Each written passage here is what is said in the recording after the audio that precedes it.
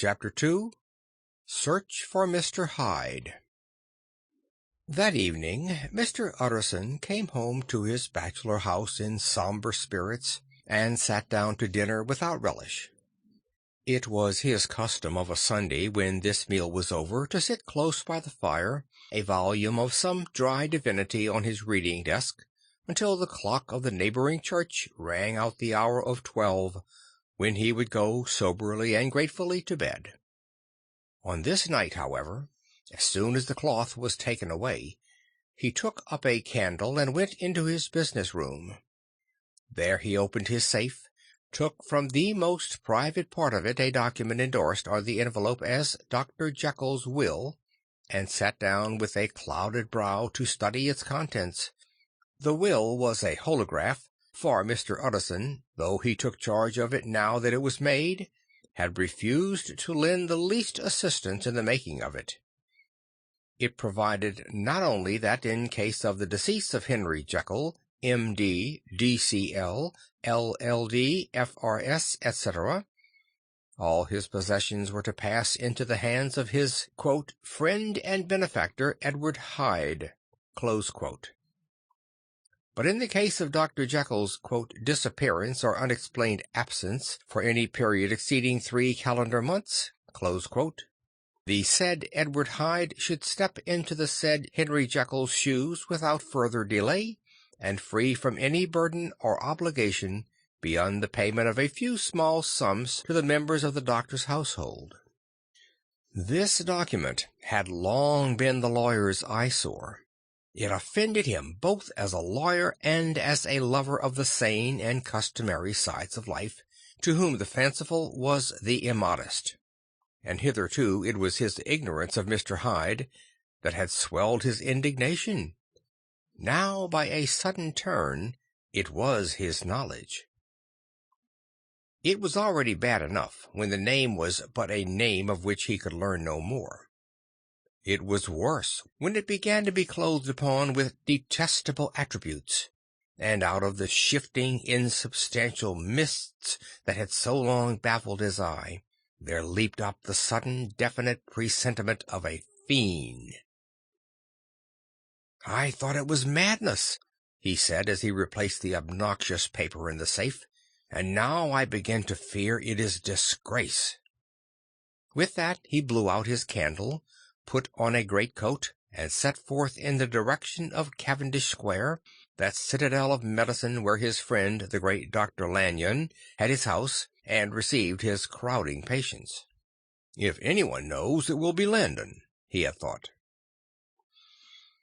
The solemn butler knew and welcomed him. He was subjected to no stage of delay, but ushered directly from the door to the dining-room, where Dr. Lanyon sat alone over his wine. This was a hearty, healthy, dapper, red-faced gentleman, with a shock of hair prematurely white, and a boisterous and decided manner. At the sight of Mr. Utterson he sprang up from his chair and welcomed him with both hands. The geniality, as was the way of the man, was somewhat theatrical to the eye, but it reposed on genuine feeling. For these two were old friends, old mates both at school and college, both thorough respecters of themselves and of each other, and, what does not always follow, men who thoroughly enjoyed each other's company. After a little rambling talk, the lawyer led up to the subject which so disagreeably preoccupied his mind. "I suppose, Lanyon," said he, "you and I must be the two oldest friends that Henry Jekyll has?" "I wish the friends were younger," chuckled Dr. Lanyon, "but I suppose we are." "And what of that? I see little of him now." "Indeed," said Utterson. "I thought you had a bond of common interest." "We had," was the reply. "But it is more than 10 years since Henry Jekyll became too fanciful for me. He began to go wrong in mind, and though of course I continue to take an interest in him for old sake's sake, as they say, I see and I have seen devilish little of the man." "Such unscientific balderdash!" added the doctor, flushing suddenly purple, "would have estranged Damon and Pythias." This little spirit of temper was somewhat of a relief to Mr. Utterson. They have only differed on some point of science, he thought, and being a man of no scientific passions, except in the matter of conveyancing, he even added, "It is nothing worse than that." He gave his friend a few seconds to recover his composure, then approached the question he had come to put. "Did you ever come across a protégé of his, one Hyde?" he asked. "Hyde?" repeated Lanyon. "No, never heard of him, since my time." That was the amount of information that the lawyer carried back with him to the great dark bed on which he tossed to and fro until the small hours of the morning began to grow large. It was a night of little ease to his toiling mind, toiling in mere darkness and besieged by questions. 6 o'clock struck on the bells of the church that was so conveniently near to Mr. Utterson's dwelling, and still he was digging at the problem. Hitherto it had touched him on the intellectual side alone, but now his imagination also was engaged, or rather enslaved, and as he lay and tossed in the gross darkness of the night and the curtained room, Mr. Enfield's tale went by before his mind in a scroll of lighted pictures. He would be aware of the great field of lamps of a nocturnal city, then of the figure of a man walking swiftly, then of a child running from the doctors, and then these met, and that human juggernaut trod the child down and passed on regardless of her screams. Or else he would see a room in a rich house, where his friend lay asleep, dreaming and smiling at his dreams, and then the door of that room would be opened, and the curtains of the bed plucked apart, the sleeper recalled, and lo! there would stand by his side a figure to whom power was given, and even at that dead hour he must rise and do its bidding. The figure in these two faces haunted the lawyer all night, and if at any time he dozed over, it was but to see it glide more stealthily through sleeping houses, or move the more swiftly and still the more swiftly, even to dizziness, through wider labyrinths of lamp-lighted city, and at every street corner crush a child and leave her screaming. And still the figure had no face by which he might know it, even in his dreams. It had no face, or one that baffled him and melted before his eyes, and thus it was that there sprang up and grew apace in the lawyer's mind a singularly strong, almost an inordinate curiosity to behold the features of the real Mr. Hyde. If he could but once set eyes on him, he thought, the mystery would lighten and perhaps roll altogether away, as was the habit of mysterious things when well examined. He might see a reason for his friend's strange preference or bondage, call it which you please, and even for the startling clause of the will. At least it would be a face worth seeing, the face of a man who was without bowels of mercy, a face which had but to show itself to raise up in the mind of the unimpressionable Enfield a spirit of enduring hatred. From that time forward, Mr. Utterson began to haunt the door in the by-street of shops. In the morning, before office hours, at noon, when business was plenty and time scarce, at night, under the face of the fogged city moon, by all lights and at all hours of solitude or concourse, the lawyer was to be found on his chosen post. If he be Mr. Hyde, he had thought, I shall be Mr. Seek. And at last his patience was rewarded.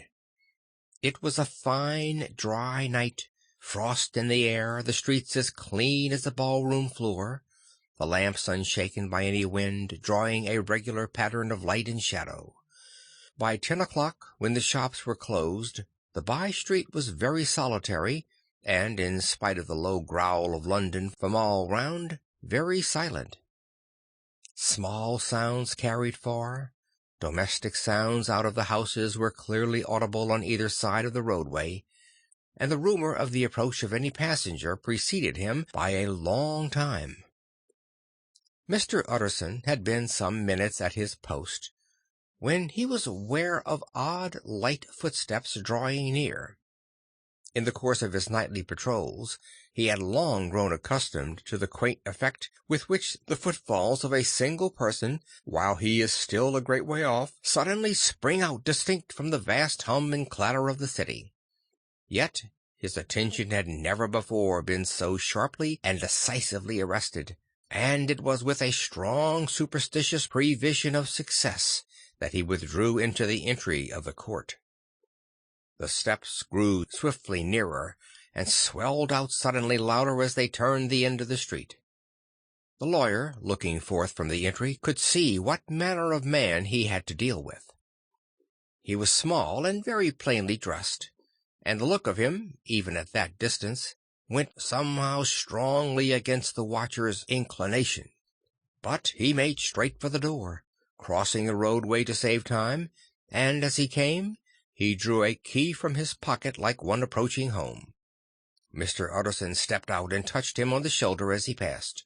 "Mr. Hyde, I believe?" Mr. Hyde shrank back with a hissing intake of the breath. But his fear was only momentary, and though he did not look the lawyer in the face, he answered coolly enough, "That is my name. What do you want?" "I see you are going in," returned the lawyer. "I'm an old friend of Dr. Jekyll's, Mr. Utterson of Gaunt Street. You must have heard of my name, and meeting you so conveniently, I thought you might admit me."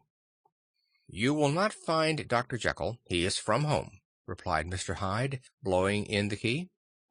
And then suddenly, but still without looking up, "How did you know me?" he asked. "On your side," said Mr. Utterson, "will you do me a favor?" "With pleasure," replied the other. "What shall it be?" "Will you let me see your face?" asked the lawyer. Mr. Hyde appeared to hesitate, and then, as if upon some sudden reflection, fronted about with an air of defiance, and the pair stared at each other pretty fixedly for several seconds. "Now I shall know you again," said Mr. Utterson. "It may be useful." "Yes," returned Mr. Hyde. "It is as well we have met, and à propos, you should have my address," and he gave a number of a street in Soho. "Good God!" thought Mr. Utterson. "Can he too have been thinking of the will?" But he kept his feelings to himself, and only grunted in acknowledgment of the address. "And now," said the other, "how did you know me?" "By description," was the reply. "Whose description?" "We have common friends," said Mr. Utterson. "Common friends," echoed Mr. Hyde a little hoarsely. "Who are they?" "Jekyll, for instance," said the lawyer. "He never told you," cried Mr. Hyde with a flush of anger. "I did not think you would have lied." "Come," said Mr. Utterson, "that is not fitting language." The other snarled aloud into a savage laugh, and at the next moment, with extraordinary quickness, he had unlocked the door and disappeared into the house. The lawyer stood a while when Mr. Hyde had left him, the picture of disquietude. Then he began slowly to mount the street, pausing every step or two, and putting his hand to his brow like a man in mental perplexity. The problem he was thus debating as he walked was one of a class that is rarely solved. Mr. Hyde was pale and dwarfish. He gave an impression of deformity without any nameable malformation. He had a displeasing smile. He had borne himself to the lawyer with a sort of murderous mixture of timidity and boldness, and he spoke with a husky, whispering, and somewhat broken voice. All these were points against him, but not all of these together could explain the hitherto unknown disgust, loathing, and fear with which Mr. Utterson regarded him. "There must be something else," said the perplexed gentleman. "There is something more, if I could find a name for it. God bless me, the man seems hardly human. Something troglodytic, shall we say? Or can it be the old story of Dr. Fell? Or is it the mere radiance of a foul soul that thus transpires through and transfigures its clay continent? The last, I think. For oh, my poor old Harry Jekyll, if ever I read Satan's signature upon a face, it is upon that of your new friend. Round the corner from the by-street there was a square of ancient handsome houses, now for the most part decayed from their high estate and let in flats and chambers to all sorts and conditions of men, map engravers, architects, shady lawyers, and the agents of obscure enterprises. One house, however, second from the corner, was still occupied entire, and at the door of this, which wore a great air of wealth and comfort, though it was now plunged in darkness except for the fanlight, Mr. Utterson stopped and knocked. A well-dressed elderly servant opened the door. "Is Dr. Jekyll at home, Poole?" asked the lawyer. "I will see, Mr. Utterson," said Poole, admitting the visitor, as he spoke, into a large, low-roofed, comfortable hall paved with flags, warmed, after the fashion of a country house, by a bright open fire and furnished with costly cabinets of oak. "Will you wait here by the fire, sir, or shall I give you a light in the dining-room?" "Here, thank you," said the lawyer, and he drew near and leaned on the tall fender. This hall, in which he was now left alone, was a pet fancy of his friend the doctor's, and Utterson himself was wont to speak of it as the pleasantest room in London. But tonight there was a shudder in his blood. The face of Hyde sat heavy on his memory. He felt, what was rare with him, a nausea and distaste of life, and in the gloom of his spirits he seemed to read a menace in the flickering of the firelight on the polished cabinets and the uneasy starting of the shadow on the roof. He was ashamed of his relief when Poole presently returned to announce that Dr. Jekyll was gone out. "I saw Mr. Hyde go in by the old dissecting-room, Poole," he said. "Is that right when Dr. Jekyll is from home?" "Quite right, Mr. Utterson, sir," replied the servant. "Mr. Hyde has a key." "Your master seems to repose a great deal of trust in that young man, Poole," resumed the other musingly. "Yes, sir, he does indeed," said Poole. "We have all orders to obey him." "I do not think I have ever met Mr. Hyde?" asked Utterson. "Oh, dear no, sir. He never dines here," replied the butler. "Indeed, we see very little of him on this side of the house. He mostly comes and goes by the laboratory." "Well, good night, Poole." "Good night, Mr. Utterson." And the lawyer set out homeward with a very heavy heart. "Poor Harry Jekyll," he thought. "My mind misgives me he is in deep waters. He was wild when he was young, a long time ago to be sure, but in the law of God there is no statute of limitations.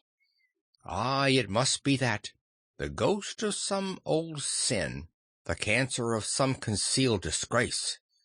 Punishment coming, payday claudo, years after memory has forgotten and self-love condoned the fault." And the lawyer, scared by the thought, brooded awhile on his past, groping in all the corners of memory, lest by chance some jack-in-the-box of an old iniquity should leap to light there. His past was fairly blameless. Few men could read the rolls of their life with less apprehension, yet he was humbled to the dust by the many ill things he had done, and raised up again into a sober and fearful gratitude by the many he had come so near to doing yet avoided. And then, by a return on his former subject, he conceived a spark of hope. This Master Hyde, if he were studied, thought he, must have secrets of his own, black secrets by the look of him, secrets compared to which poor Jekyll's worst would be like sunshine. Things cannot continue as they are. It turns me cold to think of this creature stealing like a thief to Harry's bedside. Poor Harry, what a wakening! And the danger of it. For if this Hyde suspects the existence of the will, he may grow impatient to inherit. I must put my shoulders to the wheel, "If Jekyll will but let me," he added, "if Jekyll will only let me." For once more he saw before his mind's eye, as clear as transparency, the strange clauses of the will. End of chapter 2.